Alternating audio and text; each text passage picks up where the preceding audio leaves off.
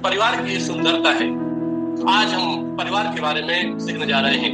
अर्थात हर पति चाहता है कि मेरा जीवन साथी ऐसा हो जो सिर्फ पहले मुझसे प्यार करे, बस मेरा होके रहे पूरे से।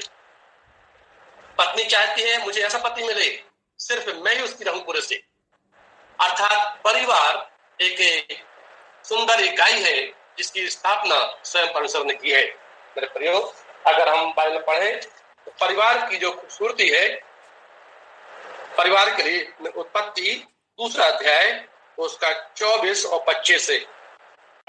मेरे प्रियो, यहाँ पर दिया हुआ है कि इस कारण पुरुष अपनी माता को छोड़कर अपनी पत्नी से मिला रहेगा। अर्थात हम जो पाते हैं यहाँ पर पति और पत्नी दोनों के लिए है। दोनों अपने माता पिता को छोड़कर अपनी पत्नी से दोनों आपस में मिले रहेंगे। अर्थात ये इकाई ऐसी है कि सबसे कुछ संबंध परिवार का है, दोनों साइड से। ठीक है, जहां पर ज्वाइंट फैमिली है, लड़की अपना घर छोड़ के जाती है, अपने मम्मी को, अपने पापा को, अपने भाई को, अपने बहन छोड़ के जाती है और अपने पति के साथ रहती है। और अगर वहां ज्वाइंट फैमिली है, सही परिवार है, तो वहां पर वो उसकी सास रहेगी, ससुर रहेंगे साथ में, तो साथ में रहेंगे पर ज्यादा क्लोज पति पत्नी रहेंगे। अर्थात उनके बीच में कोई नहीं आना चाहिए, ना उसकी माँ है, ना सास ना ससुर है, कोई नहीं आना चाहिए। मेरे प्रियो, दोनों के बीच में पारदर्शिता हो। हम आगे देखेंगे तो आगे क्या, दोनों एक में रहे, वो एक हो जाए, एक साथ बने रहे।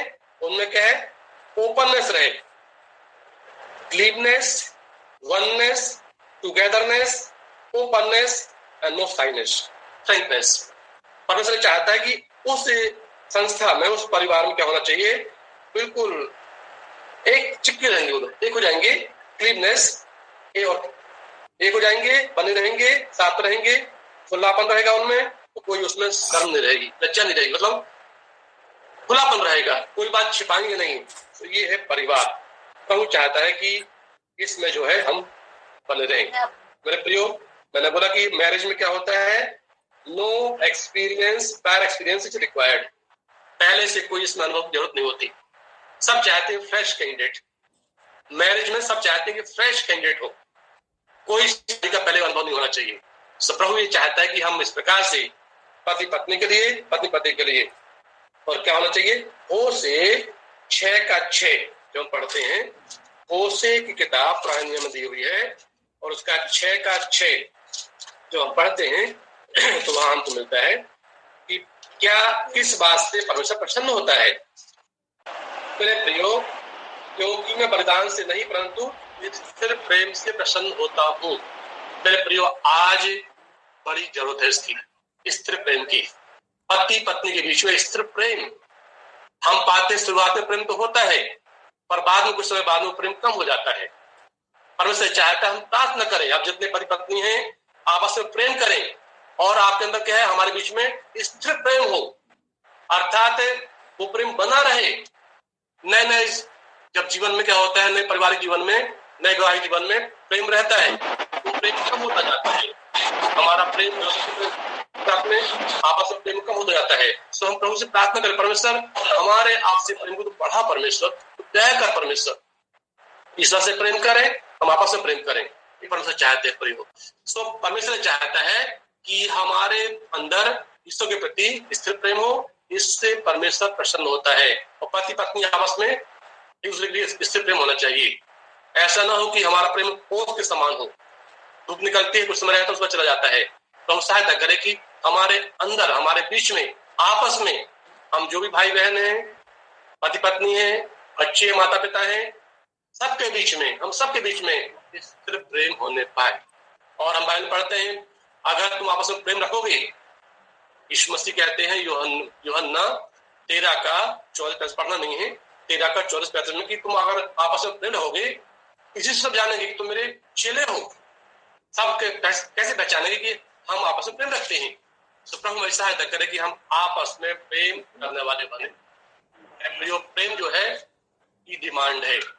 मैं अभी एक स्टडी कर रहा हूँ, उस स्टडी में हमारे भारत में क्रिश्चियन डाइवोर्स ज्यादा हो रहे हैं। मसीही तालाक है। हिंदू, मुस्लिम, क्रिश्चियन तीनों की जब हम तुलना करते हैं तो क्रिश्चियन जो है लोगों के डाइवोर्स क्या है, सबसे तुलना में 90% जो डाइवोर्स है पूरे भारत के क्रिश्चियन लोगों की।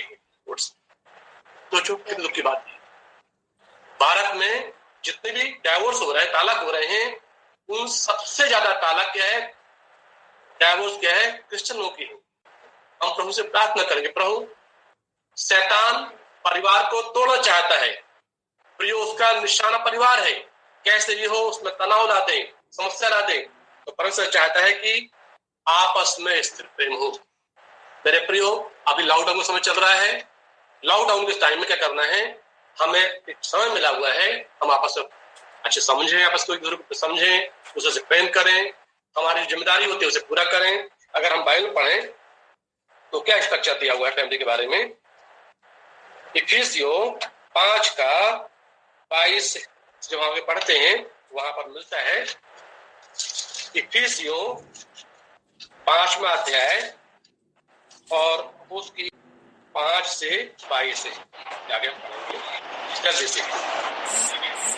हे पत्नियों, अपने पति के ऐसे आधीन रहो जैसे प्रभु के।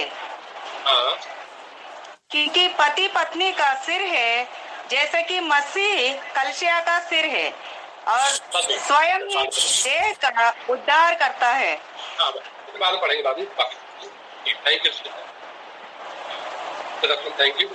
तो मेरे प्रियो, यहाँ पर क्या हम पाते हैं कि पति क्या है, पत्नी का सिर है, और पत्नी क्या है, देह है। तो यहाँ क्या पाते हैं कि पति सिर है और पत्नी देह है, और दोनों को जोड़ने वाला कौन है, नेक, गर्दन। गर्दन क्या करती है, सिर को और देह को जोड़ता है। अर्थात प्रियो, हमारे शरीर में, ब्रेन में, दिमाग में जाना है ऑक्सीजन, ब्लड जाना है, नर्व सप्लाई होना है, सब कुछ यहाँ गर्दन में धमनियां हैं, आर्टरीज हैं, जो खून को हार्ट से पहुंचाती हैं। गर्दन एक माध्यम जोड़ने वाला, अगर गर्दन ना हो तो ब्रेन में सप्लाई नहीं पहुंचेगी, ब्रेन काम नहीं करेगा। हाल ही पिछले साल जो है मेरे घर में एक केस आया और उनको क्या है, जीभ में कैंसर था। जीभ में कैंसर था तो क्या हुआ, कैंसर जीभ से फैलता गया और उसने ब्लॉक कर दिया, यहाँ पर कुछ भी खाना जा रहा बाहर आ रहा है। तो जब मैंने उसको देखा तो मैंने बोला कि अभी ब्लॉक हो रही है, नर्व भी ब्लॉक होने वाली है, अभी ब्लड वेसल से ब्लॉक हो रही है, सप्लाई बंद होने वाली है, कभी कुछ हो सकता है। ऐसा मैंने डायग्नोस किया और उसके 10 दिन के बाद, 10 दिन नहीं, 1 हफ्ते के बाद में डेथ हो गई। क्योंकि क्या हो रहा है, गर्दन क्या करता है, ब्रेन को, यहाँ बीच में आर्टरीज है, वो सप्लाई करती हैं, उनकी नर्व्स हैं। अगर यहाँ कैंसर कुछ भी हो जाए तो क्या है, दबाव पड़ेगा। तो हमारी बॉडी के लिए जो तो जरूरी है, जो चीजें, वो कई ग्रंथियां, कई चीजें क्या है, करीब 60% यहाँ पर है बॉडी को रक्षा करने के लिए, वो गर्दन पाई जाती है। अगर हमने गर्दन को बचा लिया, संभाल लिया, तो हमारी पूरी बॉडी बची रहेगी। अर्थात जो जोड़ने वाली चीजें हैं हेड को बॉडी से, वो है गर्दन। मेरे प्रियो, तो हेड को जोड़ने वाली गर्दन है, परंतु हमारे परिवार को ऐसी कौन सी चीजें हैं जो पति पत्नी को जोड़ती हैं? सबसे पहले उसमें है प्रेम, स्त्री प्रेम, जो दोनों को जोड़ता है वो प्रियो प्रेम। इसलिए प्रेम के बारे में पूरा एक अध्याय दिया है बाइबल में, 1 कुरिन्थियों 13 अध्याय प्रेम के बारे में दिया हुआ है। क्या है उसका हम पढ़े, 1 13 अध्याय का 4 से लेकर 7 है, उसकी विशेषता पढ़े कि प्रेम कैसा होता है। अगर वह प्रेम हमारे परिवार में आ जाए और बढ़ जाए तो मेरे प्रियो, परिवार की छवि कुछ और होगी। क्या दिया हुआ है, प्रेम जजबंत है।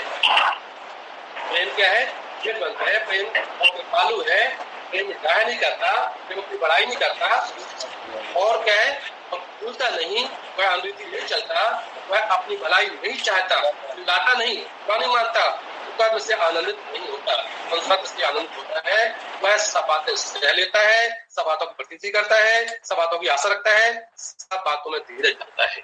मेरे प्रियो, आज हमारे परिवारों में प्रेम की आवश्यकता है। प्रेम का अकाल हो रहा है। एक तरह से हम देखते हैं अभी क्या है कि दवाइयों का अकाल होता है, कई बार ऑक्सीजन का अकाल हो रहा है, पर उससे बढ़कर ऑक्सीजन से बढ़कर प्रेम का काल हो रहा है। जहां प्रेम होगा हम बांटेंगे, हमारे पास जो चीज है उसको हम देंगे, जो जरूरतमंद उनके लिए हम आगे बढ़ के सहयोग करेंगे, परिवार में करेंगे, पति पत्नी की चिंता करेंगे। मेरे प्रियो, प्रभु हमारी सहायता करे। सो जो चीज जोड़ती है वो है आपस में प्रेम। कैसा प्रेम होना चाहिए? निस्वार्थ प्रेम। जैसे यीशु मसीह ने कलीसिया से प्रेम किया है, वैसे ही हम पतियों को चाहिए कि अपनी पत्नियों के साथ में प्रेम रखें। हम अपना प्रेम जब दिखाएंगे तो स्वाभाविक है कि पत्नी हमारे साथ होगी। मेरे प्रियो, जब जैसा प्रेम उसको चाहिए, अर्थात हर पत्नी अपने पति में वो देखना चाहती है, पिता को, भाई को, माँ को, बहन को। जब वह सब कुछ पति में पा जाती है तो सब कुछ छोड़ के पूरे तौर से पत्नी की हो जाती है। पतियों, फोन दीजिए, प्रभु आपकी सहायता करे, हमारी सहायता करे कि हम इस प्रकार से अपनी पत्नियों से प्रेम करें, प्रेम को दिखाएं। तो पहले पत्नी होती है, उसके बाद ही वो माँ बनती है। माँ बनने के बाद में क्या होती है? जिम्मेदारी बढ़ जाती है, उसकी समय बढ़ जाता है। कई बार यहाँ शिकायत होती है कि अरे वो पहला जैसे टाइम नहीं बीत पाते, कैसे बिता पाएंगे समय, क्योंकि माँ बन गई है तो बच्चे को ध्यान देना पड़ेगा। वो जिम्मेदारी होती है हर एक माँ की, बच्चे का पालन पोषण करना है तो सिर्फ माँ की बार जिम्मेदारी नहीं है, पिता की जिम्मेदारी भी है। दोनों बराबरी के जिम्मेदार हैं। हम कई बार सोचते हैं कि बस महिलाओं की जिम्मेदारी, ऐसा नहीं है। और जो महिलाएं घर में काम करती हैं, मेरे प्रियो, हम जो पुरुष है जो बाहर जॉब करते हैं, जॉब करके आते हैं, सप्ताह में एक दिन छुट्टी होती है, महीने में 1-2 दिन छुट्टी मिलती है, पर हमारी बहनों को कब छुट्टी मिलती है? से वो तो हमेशा काम करते रहते हैं।